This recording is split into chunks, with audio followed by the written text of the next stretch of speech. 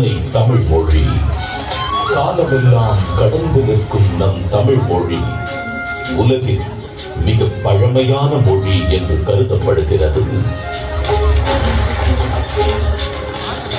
மொழிகளுக்கெல்லாம் தாய்மொழியாக திகழ்ந்து தமிழரின் வரலாறு, வாழ்வியல், அறம், மாண்பு மற்றும் கலாச்சாரத்தின் அடையாளமாக விழுந்து வரும் அன்னை தமிழ் மொழியின் உண்மையை அதன் பண்பாடு, இலக்கியம், சிற்பக்கலை, ஓவியக்கலை, கட்டிடக்கலை மற்றும் கல்வெட்டுகளில் காண முடிகிறது.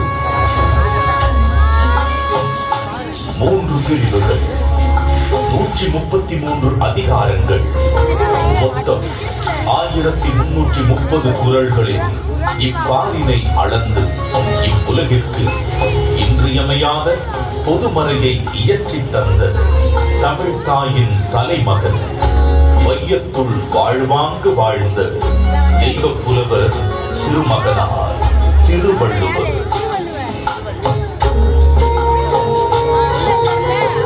ஐயன் வள்ளுவனின் பிறந்த வருடம் தமிழக அரசால் கிமு 31 என்று வழங்கப்படுகின்றது.